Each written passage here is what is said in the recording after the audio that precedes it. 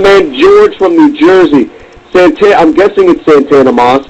Bruce or Chester Taylor, pick one. And then the Ravens or Eagles defense. I'll start with you, Tony Sakai. Santana Moss, Isaac Bruce, or I'm guessing it's Chester Taylor. Pick one of those. I'm going to go with Isaac Bruce, and I can't believe I'm saying this, the San Francisco passing game. He's been featured the last couple of weeks. Miami's secondary is not that great, so Isaac Bruce continues to roll with that 49ers offense. All right, now I turn over to Mark. You see, who do you go with, the Ravens or Eagles this week?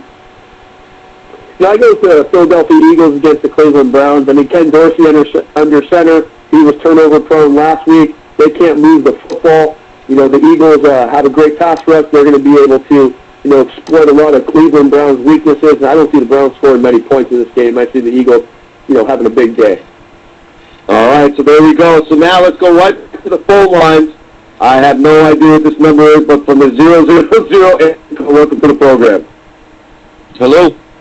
Yes, good morning. What's going on, man? How you doing, buddy? Good, man. How you guys doing? Fantastic. What's up?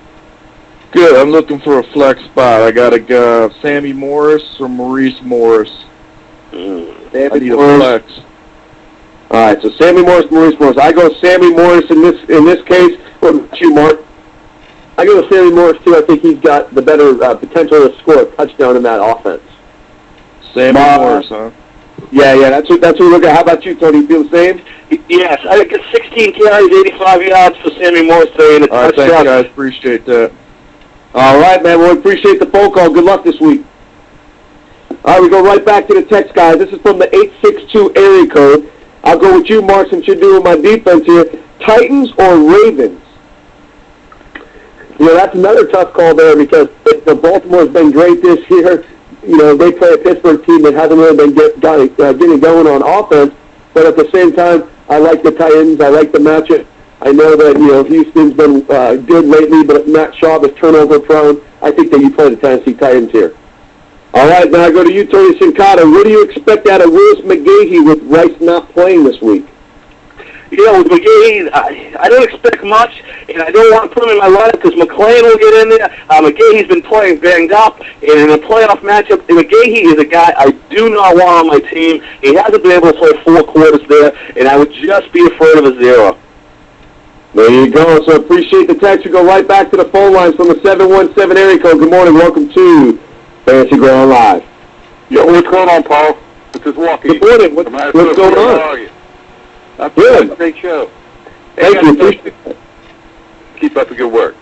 I have two good questions here. Actually, I need to start 2 of these 4 wide receivers this week. I have Roddy versus Tampa, Andre Johnson versus Tennessee.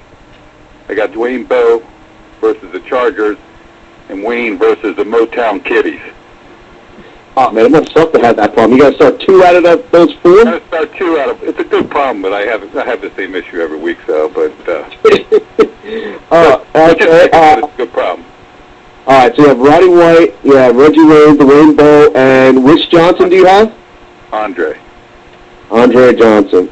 All right. I lean towards Roddy and Andre here, but Wayne's got Wayne and Bowe both got nice matchups this week. Well, like I said, if you missed it earlier, the Kansas City matchup against San Diego, there's a wind advisory right now in Kansas City for anywhere between 20 and 35 mile per hour winds during game time. So as soon as I hear that, I scratch Bowe off the list because not for nothing, but I don't want to see Big Ten throwing the ball about 30 yards and it coming right back to him. So I scratch Bowe right off the bat.